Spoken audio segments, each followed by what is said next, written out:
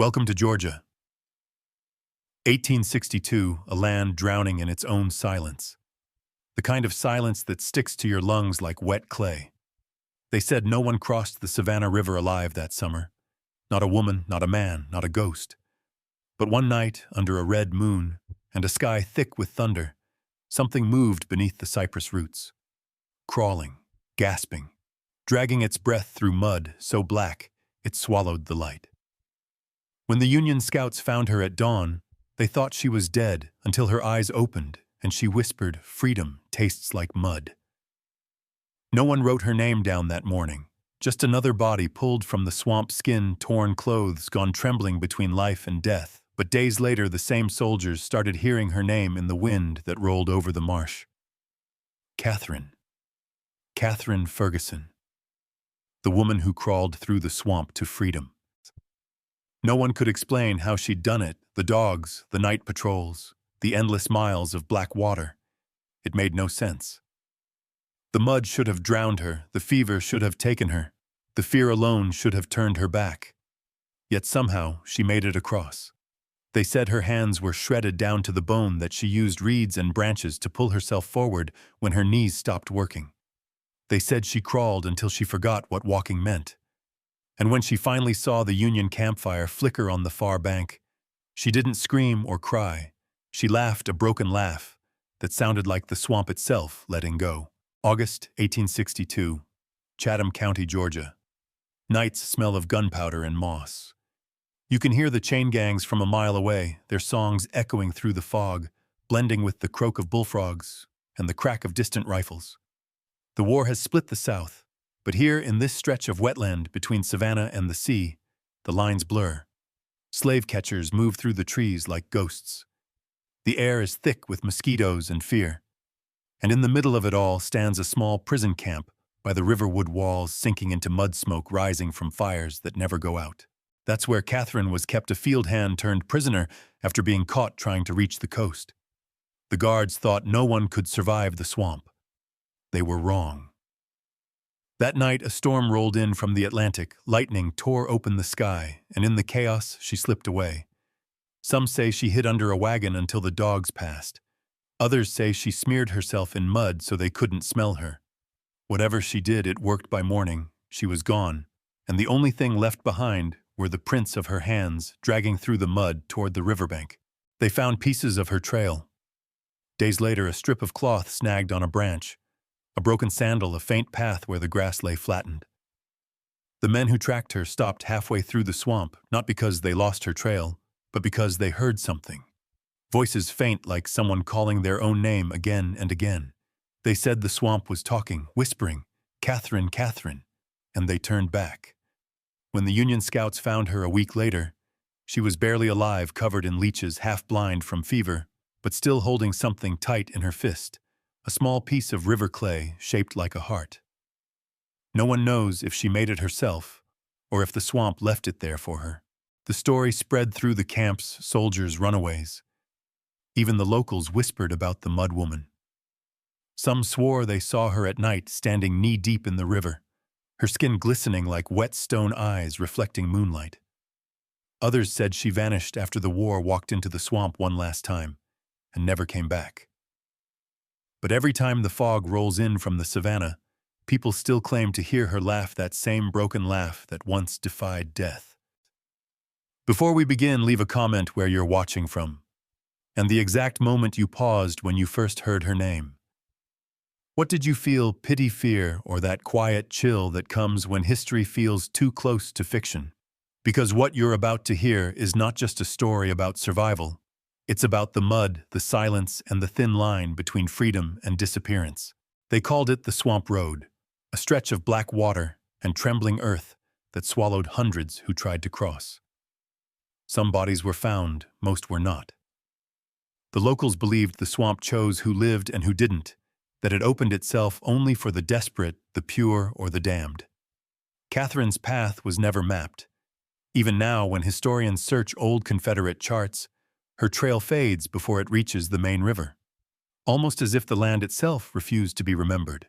Imagine that, an entire life erased by geography. A woman who crawled through hell and left nothing behind but her name carried by mud. Maybe that's the real mystery of Georgia, 1862. Not how she escaped, but why the earth kept her secret.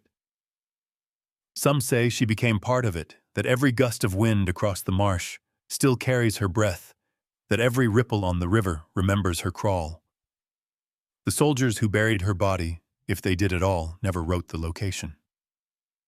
One of them, Lieutenant Henry Williams, left a note in his journal found a woman by the river, alive but lost inside her own silence. She kept whispering something. I think it was her name. That's where our story begins, between truth and legend, between mud and memory. Catherine Ferguson, the woman who defied the swamp. Was she real? Was she a myth born of guilt and fever? Or did she crawl through something more than just the river? Something older, darker, that still breathes beneath Georgia's soil. Whatever the answer is, it started here, one storm, one night, one impossible road through the swamp, where freedom tasted like mud and fear. Before we dive into the record, look outside, listen to the nearest sound of water, a gutter, a puddle, a drain, and tell me what it says. Does it sound like rain, or does it whisper a name? August 1862.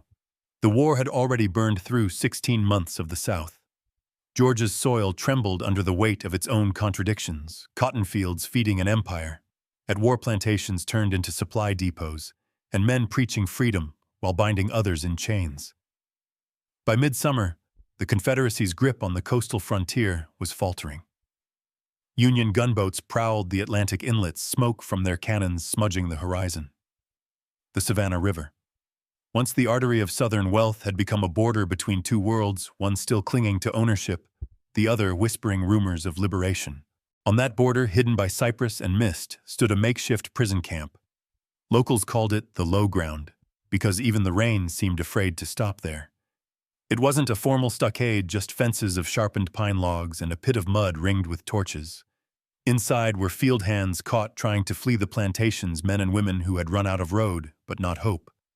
Among them was Catherine Ferguson, 24, born on a rice plantation near Ebenezer Creek. No official record lists her parents. Her name, Ferguson, was likely borrowed from her owner's family. Yet even in the sparse ledgers that survive, one note stands out: strong spirit, defiant. Witnesses later said Catherine had already tried to escape once months earlier by hiding among supply wagons headed toward Port Royal. She was caught near the marshes and returned barefoot, her ankles chained. After that, the overseer moved her to the river camp, convinced no one could cross the swamp alive. The guards were mostly boys, too young to fight in the army, but old enough to hold a rifle. Their job wasn't to keep her alive, only to make sure she never reached the Union line 8 miles east. The camp itself was a study in misery. The river flooded twice that summer, turning the ground into a slow-moving soup. The prisoners slept on boards stacked above the mud. Rats thrived. Fever was constant. Some nights the guards fired warning shots into the dark, just to scare off whatever rustled in the reeds. Sometimes it was alligator, sometimes it was human. The scent of rot and damp wood coated everything. But around the same time, rumors began to slip through the fences, whispers carried by field hands and deserters alike. They said the Union Army was moving closer from the coast. They said freedom was near. And somewhere out there across the black water were people who had already made it contrabands. They were called escaped enslaved people who had reached Union protection and were now working with the soldiers. For the prisoners of the low ground, those rumors were enough to ignite a kind of fever stronger than malaria. The night of the storm changed everything. The guards were drunk on corn whiskey, and thunder rolled so loud it shook the torches loose. Catherine was seen last, at dusk, kneeling near the fence, her hands in the mud. No one noticed when she disappeared. By the time the storm broke, the river had risen 2 feet. The next morning, the guards found the gate open and the ground torn up like something had crawled through it. They followed the drag marks for half a mile before the trail vanished into the swamp. The Savannah swamp was no place for the living. Locals said it breathed, that it sucked the light from a man's lantern and replaced it with eyes staring from the dark. Beneath the still water lay roots twisted like veins and mounds of mud that could swallow a mule in seconds. Snakes curled in the reeds, moccasins thick as rope. Mosquitoes clouded the air like smoke. Even Confederate patrols avoided it after sunset. Yet somewhere in that living labyrinth, Catherine crawled forward. 2 nights later, the first sighting came from a fisherman named Ezra Dobbins. In his account, later given to Union scouts, he said he saw a figure on all fours moving through the shallows, slow as death, but steady. He thought it was an animal until it looked up. He dropped his lantern and ran. By dawn, he returned with others, but the trail was gone, only handprints pressed into the mud like fossils. When Union forces advanced toward Savannah weeks later, Lieutenant Henry Williams of the 1st South Carolina Volunteers wrote in his field notes, "A colored woman found near the riverbank, name unknown, body weak but spirit fierce. Says she came from the other side. Spoke of a prison camp lost in the swamp. The entry ends there, no follow-up, no mention of her fate. But one more line scribbled in the margin catches the eye. She kept repeating a word sounded like home or hum. The ink smears right after as if written in rain." Historians later debated whether Catherine's story was unique or part of a larger exodus. Records from that summer show dozens of disappearances from plantations across Chatham and Liberty counties. Many vanished without trace. A few were found drowned or shot. Yet the tale of one woman crawling through the swamp persisted long after the war ended. Freedmen on the coast told it to their children as proof that the swamp could be crossed if the will was strong enough. To them, Catherine wasn't just a survivor, she was a map, a living direction pointing east toward morning. The physical geography of her path remains disputed. Some say she followed the creek tributaries that fed into the Savannah, using the current as a guide. Others believe she crawled straight through the cypress bogs, moving at night, resting under fallen trees by day. The distance between the prison site and the Union encampment was roughly 8 miles of water reeds and quicksand. For anyone else, impossible. For her, it was survival measured in inches. Even decades later, WPA interviewers recording former slaves in Georgia recalled fragments of the story. One elderly woman from Savannah interviewed in 1937 said, "My mama told me of a lady who went through the mud to find God's light. Said she come out the other side looking like death but smiling. When asked her name, she answered softly, 'Miss Cat something, Ferguson maybe.'" In the official record, there's no confirmation. No grave, no photograph, no family, just a trail of echoes. But in every echo lies a pattern, and in Georgia, 1862, that pattern began to form around one truth: the swamp could kill you, but it could also hide you. And for one woman, that was enough. Before we continue, think about the last time you heard silence, not the city kind, but the kind that makes your heart louder than the world. That's what she walked into. And from that silence, she carved a road the maps never marked. By late summer of 1862, Georgia's coast was a battlefield that didn't look like one. No front lines, no flags, just mud, fog, and the invisible border between captivity and freedom. The plantations near the Savannah River were unraveling under the weight of the war. Rumors spread faster than the soldiers could march, whispers of Union boats offshore, of men in blue handing out food and freedom papers. Every whisper was a spark, and by August the fields were burning with quiet rebellion. Catherine Ferguson worked those fields. Her life, like thousands of others, was measured by sunrise and overseer's whistle. When the war reached Georgia, she saw patrols grow nervous and the masters grow cruel. They feared not just the Union Army, but the idea that those they enslaved might walk away. That fear built the prison camp by the river. It wasn't much fences of pine, a ditch for a wall, mud for a floor, but it held the broken and the defiant.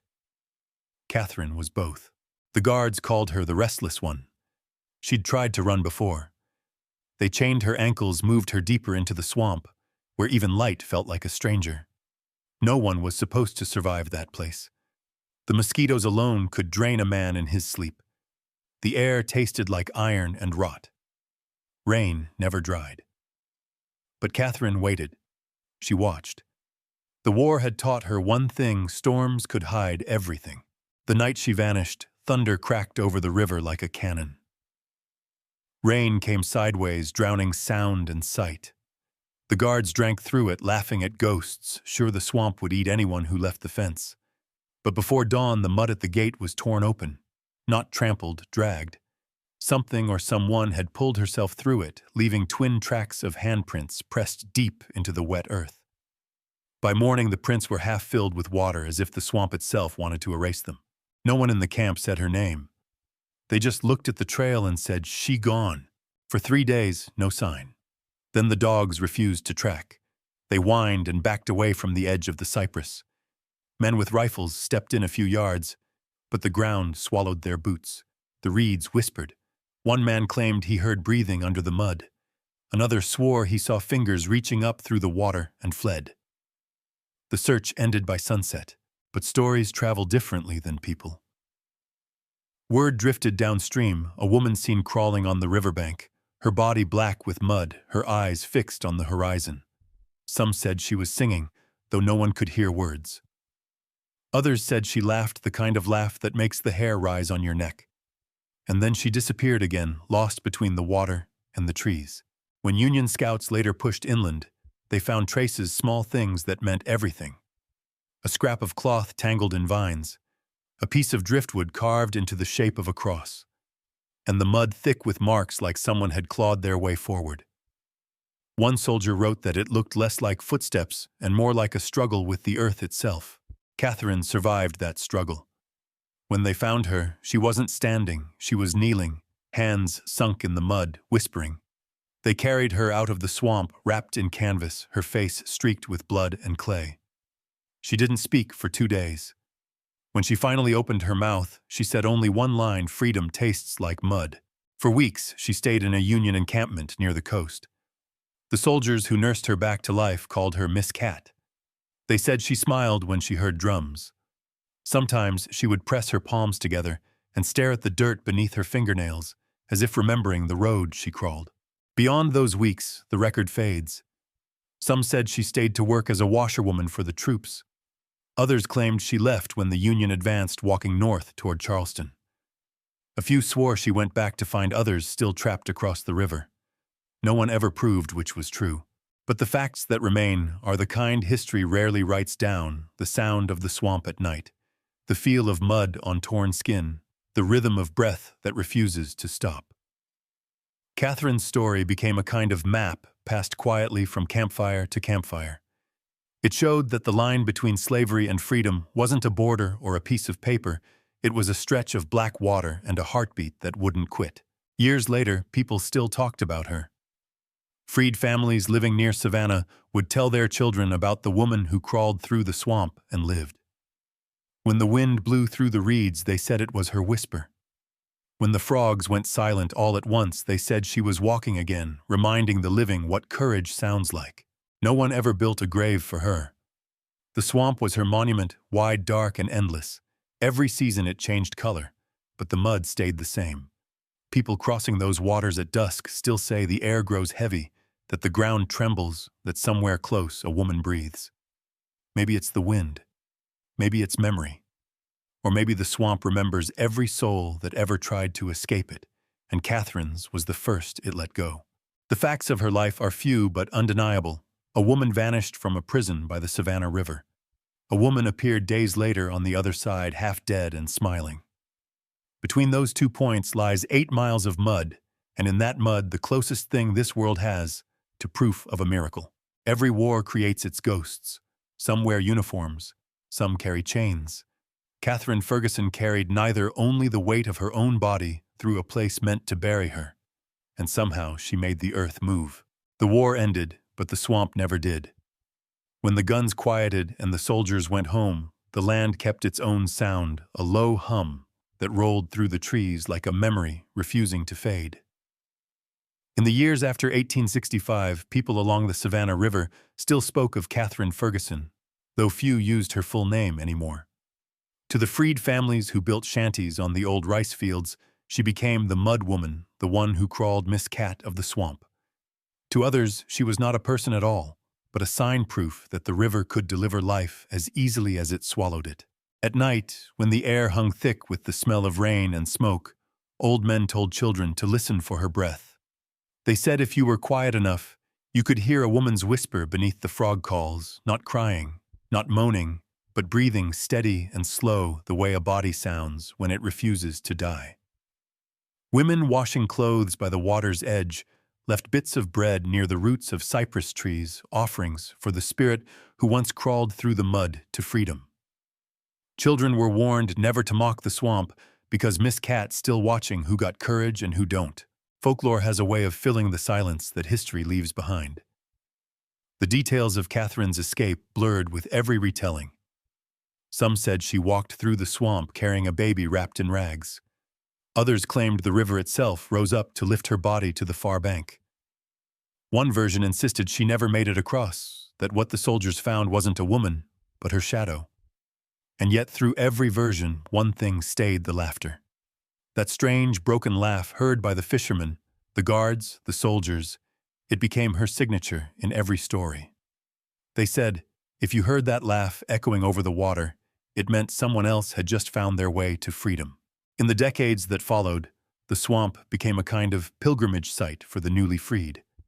Families traced her supposed path through the reeds, whispering prayers at every fallen tree. They called it the road to morning.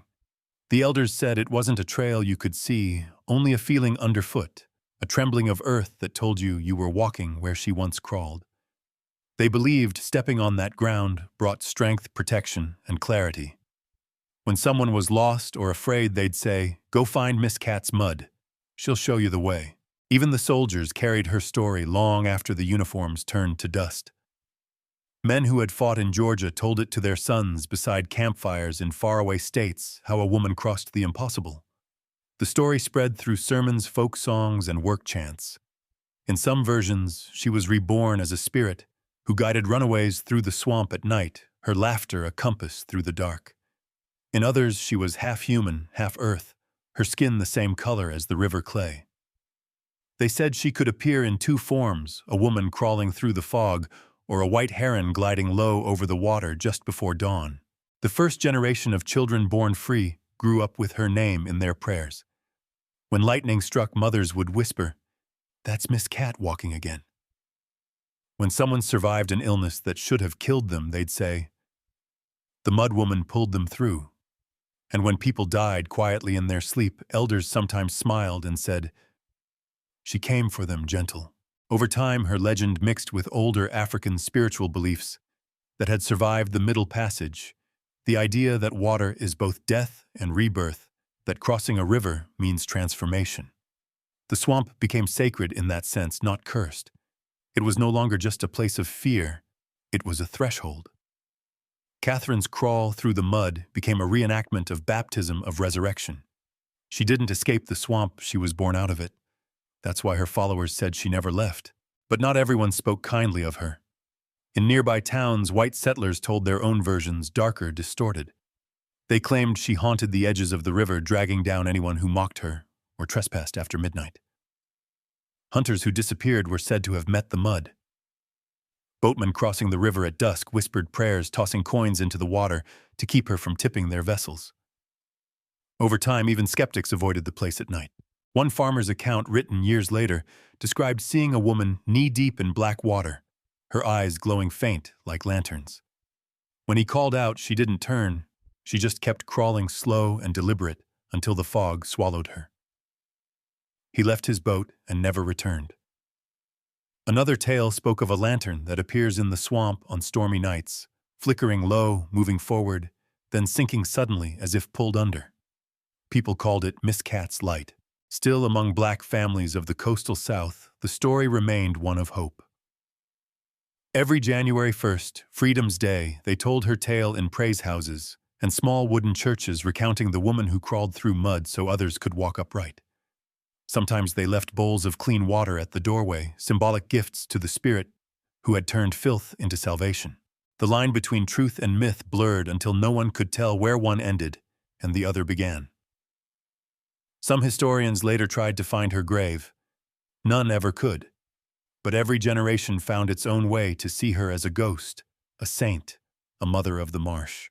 Even today, in certain corners of the Georgia wetlands, fishermen swear they still hear that same broken laugh. It comes with the wind right before dawn, when the river mist rises and the world feels caught between night and day. They say it sounds almost human, almost happy, like someone who has found something the living will never understand. And maybe that's what folklore really is, not lies, not invention, but the echo of truth too powerful to stay buried. Catherine Ferguson lived, suffered, and crawled through a swamp that should have killed her. The facts may fade, but the mud remembers. It always does. The swamp was never silent again after Catherine's crawl. Even when the war ended, even when the rivers settled and the drums of battle stopped, the land still carried that echo, the breathing of mud, the soft rattle of reeds, the half-heard name that seemed to roll through the mist. People said the sound never left, because something had been opened. A road, yes, but more than that, a memory line drawn through water, and fear connecting everything that came after. What Catherine did once others began to do again. Her crawl became a pattern. In the years that followed, dozens of people tried to follow the same route east toward the sea. Some were families from inland plantations. Some were men who had deserted Confederate patrols. Some were children too young to know what war meant, but old enough to want the sound of the ocean. They called that path the Mud Road, and the name spread like a secret password.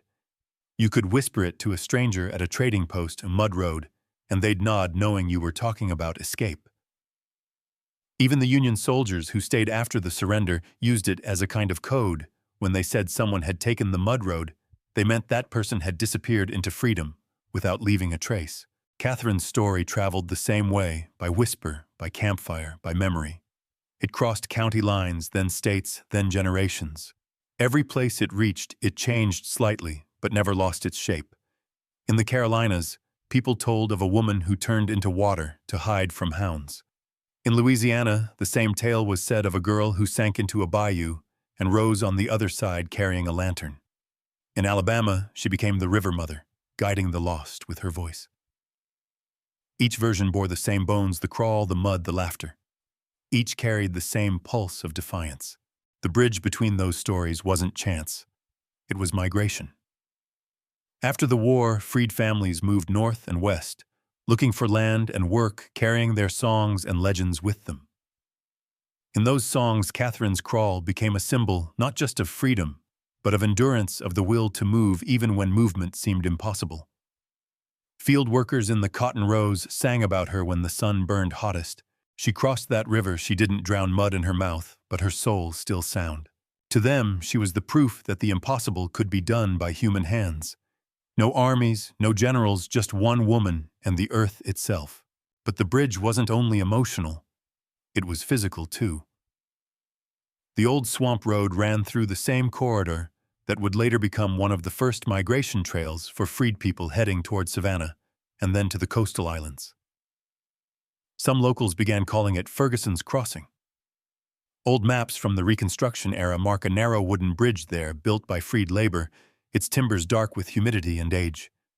The workers who built it refused to cut down the largest cypress tree nearby, saying it was her post, the place where she first touched solid ground.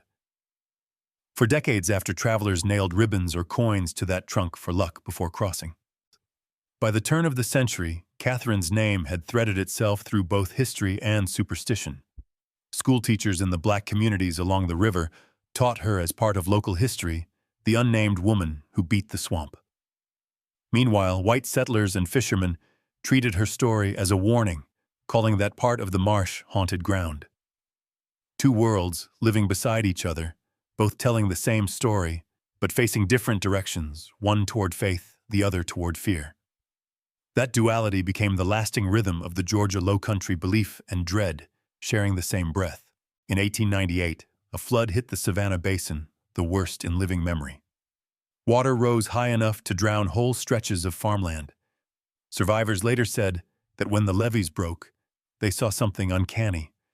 A swirl of white mist moving against the current, crawling over the flood like a living thing. Some swore it was the ghost of the mud woman guiding the water away from the settlements. Others insisted it was just wind and debris. But the story stuck. Each generation found its own flood, its own reason to believe she had returned. The bridge of legend stretched furthermore during the Great Migration. Black families leaving Georgia for northern cities carried her story with them in bits of speech and song. In Chicago's South Side blues clubs, old musicians sang of a woman who crawled through the Delta with lightning in her teeth. In Mississippi gospel halls, preachers told their congregations that even the mud can be holy if you keep moving through it. They may not have known Catherine's name, but they knew her story, the act of pushing through darkness until the light bends toward you. In the 1930s, when writers came south to record folk tales, they found her everywhere but never the same. Some spoke of a saint who protected children lost in the woods. Others called her a witch who cursed men who hurt women. Each telling was a mirror reflecting the teller's world.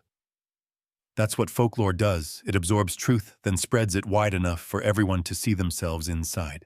And yet, under all those versions, one constant remained the place. The swamp itself, unchanged, patient, holding its secrets.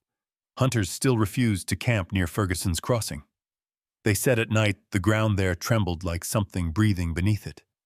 On misty mornings, fishermen saw ripples with no source, as if someone were crawling just under the surface. No one went alone. Even historians couldn't agree where her trail ended. Some argued she died soon after her rescue. Others believed she lived out her days near the coast, old and quiet, watching the river that had nearly claimed her. But maybe the truth doesn't matter anymore. The bridge she built wasn't made of wood or iron, it was made of memory. It connected those who came after to the idea that freedom was not a place but a direction. It reminded them that the road to morning always begins in darkness. Today, if you stand at the edge of the Savannah River at dawn, you can still hear the low moan of the swamp, the whisper of wind through cypress knees. Locals say that's her still crawling, still moving, not as a ghost, but as the heartbeat of the land itself. Every flood, every migration, every small act of defiance that followed her carries a trace of that same rhythm. Catherine Ferguson may have crossed a swamp once, but the path she opened never closed. By the time the century turned, the swamp had outlived everyone who remembered her face. The camp was gone, swallowed by vines and water. The road she crawled through no longer existed on any map, just a patch of trembling land, too wet to walk, too deep to drain. People who came looking for proof found only silence, and in that silence something heavier than truth. They said the swamp changed after her. It started moving differently, slower, more deliberate, as if something inside it was breathing. Hunters swore they saw bubbles rise where no fish swam, ripples that formed in circles and broke apart like the pulse of a living thing. The air grew thick, heavy enough to press against your chest. Those who stayed too long said they heard it, a faint dragging sound, a whisper too close to be the wind. One summer, a group of workers tried to cut a new channel through that ground. The first day went smooth. The second, one man vanished. They found his tools the shape of his knees pressed in mud, and nothing else. The foreman shut the site down, said the earth wasn't right there. It sank when it should have held, and it hummed at night like something remembering. They left by morning. After that, people stopped trying to touch it. But the swamp never stopped touching them. Each flood carried back pieces of the past, a rusted chain link, a woman's shoe half-eaten by soil, a wooden board with 4 nail holes that might have once been part of a fence. Locals gathered these things and buried them again, saying, "Let it rest." They didn't want answers. They wanted quiet. Yet quiet doesn't last long in a land built on ghosts.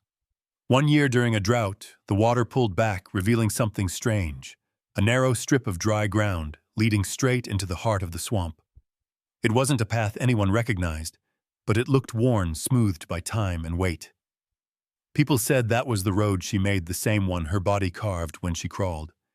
It stretched farther than sight, curving into fog, ending where the air turned blue. A preacher from a nearby village came to bless it. When he stepped onto the mud, he sank to his knees, not from weight, but from something colder, reverence or fear no one could tell. He said, "The ground remembers mercy." Then he left and never came back.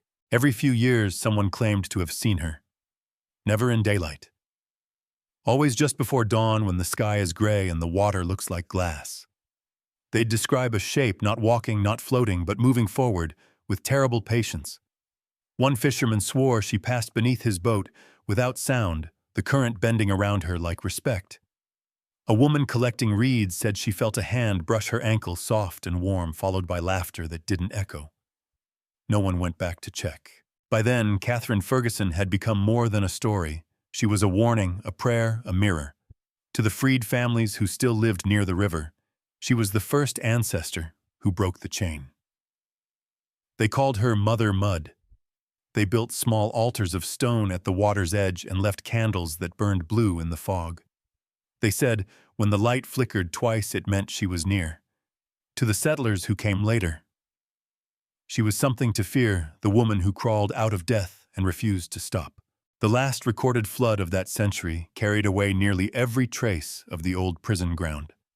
When the water retreated, a single mound remained, a small island of dark soil, shaped like a body lying face down. Locals named it Ferguson Rise. No one farmed it, no one built on it. Boats passed around it even when the river ran low, and at night it glowed faintly, as if catching light from somewhere underground. Those who lived along the river learned to live with her. They said every soul that crossed that water, every refugee, every wanderer, every runaway child felt her presence. The swamp might swallow them, but not completely. It gave them choices the way it once gave her. Some said that's why no bird ever sang at Ferguson Rise. The air was already full of her sound. But the real climax of her story didn't come from superstition. It came from silence. Somewhere around 1905, an old woman who claimed to have known Catherine as a girl began telling her version of the tale. She said Catherine never left Georgia, that she lived quietly near the coast, tending a small garden by a salt marsh, speaking little, smiling often. One morning she simply didn't wake up.